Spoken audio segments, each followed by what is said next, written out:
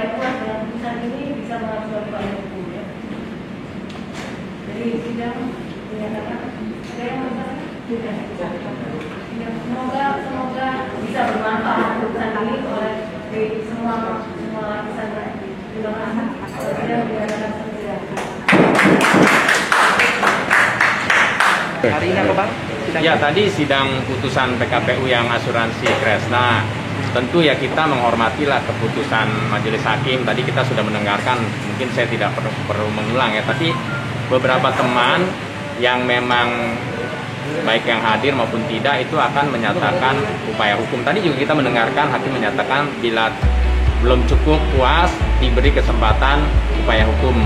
Jadi ada beberapa teman yang akan melakukan upaya kasasi, ada juga saya dengar tadi ada yang melakukan PK. Tapi kalau saya dan beberapa teman itu sudah sepakat melakukan upaya kasasi karena ada beberapa hal yang menurut kami ada kejanggalan ya. Artinya juga kalau dari saya sih menyatakan kemarin waktu pada saat mengirimkan perjanjian saja, mungkin pertama awal dulu ya.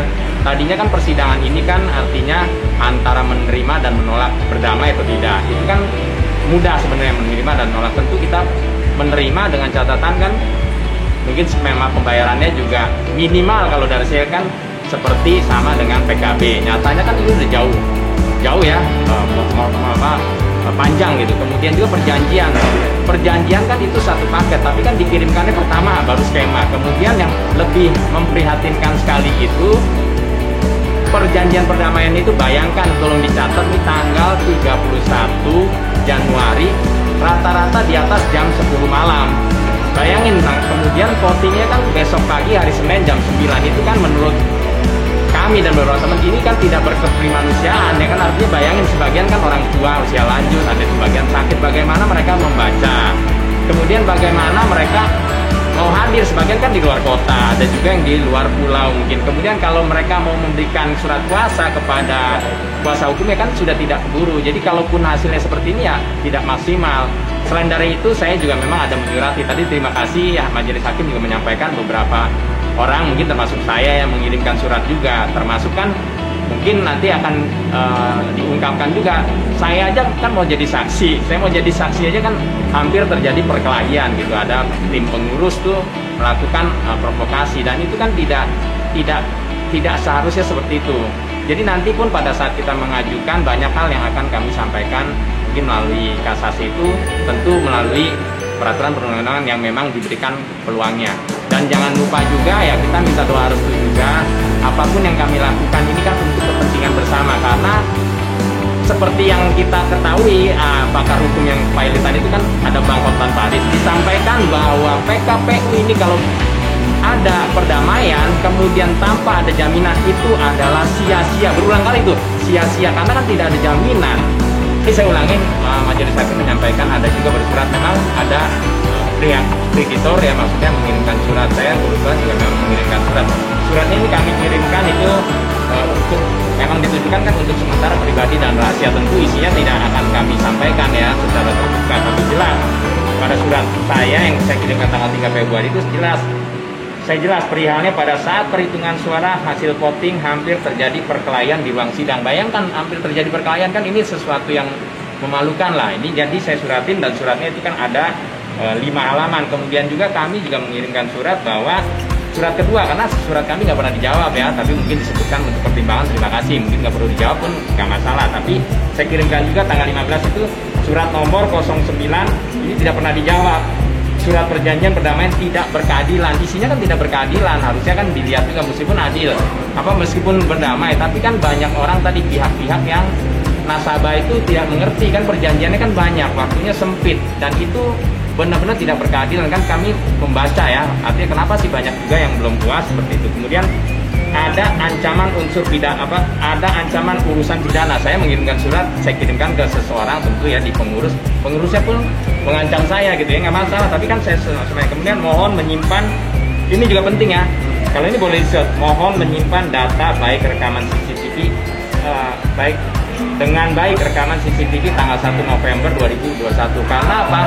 Di YouTube-nya kan disampaikan itu ada YouTube, tapi kan YouTube-nya itu kalau beracara dari jam 8 pagi sampai jam 24 malam lebih, kan berarti kalau dikurangin sekitar 15 jam sampai 16 jam. Kenyataannya kan yang ada cuma dua bagian, 7 jam lebih dan 3 jam lebih, artinya itu hanya sekitar 10 jam lebih ya. Kemana itu yang 5 jam? Makanya saya juga mendapatkan CCTV-nya, artinya informasi memang ada kejadian. Saya berharap itu pun disimpan. Apa sih inti dari surat saya? Hanya simple. Kenapa kami melakukan upaya hukum? Karena kalau yang ini sih saya rasa boleh disampaikan ya, artinya yang bagian ini saja, mungkin yang lain-lain nggak perlu pasal 4-nya. Bahwa saya kan hanya minta dihapuskan, kan ini simple sekali ya kan. Saya hanya minta yang ininya dihilangkan. Intinya adalah yang saya ingin hilangkan bahwa pembayaran skema penyesuaian yang diatur pada pasal 4, maka sisa persentase dari tagihan yang tidak dapat dipenuhi akan diselesaikan pada jadwal berjalan berikutnya sampai dengan tanggal pelunasan akhir. Artinya kan ini berulang-ulang, artinya yang nggak akan kelar-kelar. Mohon maaf ya, misalnya saya atau siapapun mungkin saja diduga, maaf ya kalau saya sudah berulang pun belum kelar di pembayaran, gimana? Karena kan tadi mengulang lagi mengulang. Ini kan saya hanya bilang, saya nggak minta banyak-banyak, bukan hak saya sebagian kan, hanya dihilangkan ini aja di pasal 8.4, ininya aja dihilangkan, jadi hanya seperti ini kan. Ini kan sebetulnya kalau ada niat baik kan harusnya diikuti saja kan, itu sesuatu yang simpel. Namun itu kan tidak dipenuhi. Tapi kalau majelis memutuskan, kita juga tidak bisa menyalahkan karena tadi mayoritas juga ada. Tapi jelas ini tidak berkeadilan. Saya juga minta doa restu juga dari teman-teman, kan ada yang khawatir gitu kalau kami melakukan upaya hukum lanjutan barangkali akan tertunda. Harusnya kan upaya hukum berjalan, kan ini bukan PKPU. Kalau PKPU kan jelas penundaan, ini kan berjalan. Jadi harusnya pihak debitur itu, Kresna, tetap membayar apa yang menjadi komitmen dia. Itu kan bagian dari, jangan bilang oh karena ada upaya hukum lainnya jadi berhenti, kan beda. Kalau PKPU jelas karena penundaan jadi pasti berhenti. Jadi saya berharap teman-teman yang lain ini yang kebetulan mungkin juga berharap ini tidak berlanjut, mengerti bahwa kita juga ingin lebih kepastian hukum, bahwa ada hal-hal yang di perjanjian ini belum berkeadilan. Itu yang mungkin bisa disampaikan. Saya atas nama pribadi juga dan beberapa teman yang akan melakukan upaya kasasi, mohon doa restunya. Mungkin sebagian juga akan melakukan PK, silakan saja, kami akan melakukan yang terbaik dan itu pun hasilnya akan dinikmati teman-teman. Dan satu pesan saya juga yang menarik adalah karena saya bukan lawyer, tentu saya tidak bisa mengajukan upaya hukum secara langsung. Ada lawyer Pak Oto, hanya Oto juga ya, bukan Oto lainnya, hanya Oto aja namanya. Dia bersedia mengajukan upaya hukum kasasi, mengumpulkan teman-teman. Dia hanya minta biayanya itu biaya pengadilan ya, artinya mungkin 7 juta sekian sama tambahan termohon mungkin 930-an. Jadi itu saja, nanti kita saweran. Mungkin satu orang, kalau mungkin 10 ya paling satu orang 1 juta. Dan dia tidak meminta bayaran untuk fee-nya dia, hanya tadi untuk, karena mendaftarkan upaya hukum kan harus bayar upaya apa di pengadilan, emang ada biayanya. Itu juga kami sangat berterima kasih terhadap Pak Oto dan dukungan beberapa teman yang mungkin pada saatnya mungkin akan mendapatkan sesuatu yang lebih baik. Dan itu kami benar-benar mohon doa restunya. Dan kalau saya selalu hadir, ini bentuk kepedulian saya terhadap saya sendiri, tentu dalam hal ini istri saya, karena istri saya yang ada polisi di sini tadinya, awalnya saya nggak tahu, dan juga teman-teman para kreditur yang mengalami kasus PKPU. Mungkin itu saja. Dan satu lagi tadi mungkin yang lain juga tadi lihat bahwa kok tim pengurus malah tidak ada satupun yang hadir. Harusnya kan hadir ya, tadi kita melihat di sini. Dan saya juga menyesalkan, harusnya, maaf ya kalau saya kritisi, harusnya Pak Beni juga hadir, kan dia termohon, ini kan kasus besar, harusnya hadirlah di sini untuk finalisasi. Meskipun kita tahu akhirnya seperti apa, tapi kan kita sebagai orang yang melakukan PKPU ya datanglah di sini untuk mendengarkan sampai akhir putusan. Demikian yang dapat saya sampaikan, dan saya ucapkan juga terima kasih buat teman-teman media yang datang meliput untuk keterbukaan proses hukum PKPU Kresna ini. Teman-teman media melihat dan menyaksikan bahwa di saat putusan ini kan tentu harus ada kehadiran para pihak, baik pihak pemohon, termohon, dan juga pihak tim pengurus, tentu saja majelis hakim ya. Tapi kan tadi sama-sama kita lihat sendiri, tidak ada satupun tim pengurus yang hadir. Tadi dengan mendengar catatannya sih kemungkinan karena belum ada kesepakatan tentang pembayarannya. Jadi kan ini kurang elok lah ya. Padahal tadi dari majelis juga menyampaikan bahwa untuk pembayaran itu pasti terjamin, kan nggak mungkin nggak dibayar. Tapi kan ini sebuah proses yang orang demikian lelah. Ya hargai juga kami lah, paling nggak dia datang ke sini menyaksikan putusan apapun. Ini istilahnya kalau pengurus kan hanya tidak dibayar atas pekerjaannya ya kan, dan dijamin pula nyatanya. Kalau kami ini kan benar-benar korban, banyak sekali korbannya kan, triliunan ini banyak sekali. Dan itu kan harus dihargailah sebagai pengurus itu ya. Kami kritisi ya, artinya karena ini suara teman-teman kok bisa tadi mendengar kan, mana tim pengurus nggak ada, semua kan seperti itu. Jadi ini sesuatu yang kurang baik lah. Yang kedua tadi saya sampaikan juga, ini kan ada pemohon, termohonnya kan datang, pemohonnya memang ada perwakilan, tapi paling tidak ya Pak Beni ya hadirlah di sini karena ini kan putusan akhir. Banyak juga orang kecewa karena PKPU. Saya sejujurnya sejak awal saya bilang saya tidak kecewa dengan PKPU karena ini sebuah proses.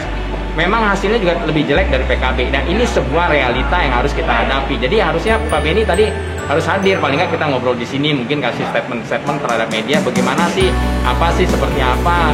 Mungkin memang keadaan seperti ini bisa menyampaikan permohonan maaf dan sebagainya. Kalau buat saya juga nggak ada masalah, artinya ini sebuah proses yang kita lewati dan masih ada upaya hukum berikutnya. Tapi mohonlah Pak Beni itu harusnya secara pribadi hadir karena mewakili kliennya, mungkin juga terhadap para kreditur-kreditur lain yang memperoleh dampak-dampak yang kurang menyenangkan. Tapi inilah bagian dari proses sebuah hukum yang harus kita hadapi. Jadi kalau saya hadir, saya juga memberikan komentar ini, tentu akan terjadi pro dan kontra, tapi inilah bagian dari realita kondisi hukum di Indonesia, dan kita emang berjuang untuk sebuah keadilan.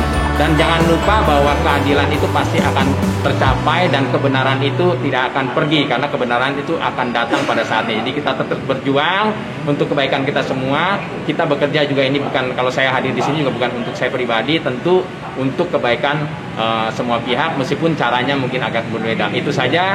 Terima kasih sekali lagi buat teman-teman yang terus meliput, mengungkap fakta-fakta persidangan yang memang menjadi perhatian banyak pihak. Dan mungkin meskipun ini sudah selesai di sini, artinya persidangan selesai, kan masih ada upaya hukum, masih ada hal-hal lain yang cukup menarik, karena ini adalah sebuah peristiwa yang melibatkan banyak sekali korban yang di bidang keuangan di asuransi Kresna ini. Demikian yang bisa saya sampaikan. Terima kasih, semoga bermanfaat.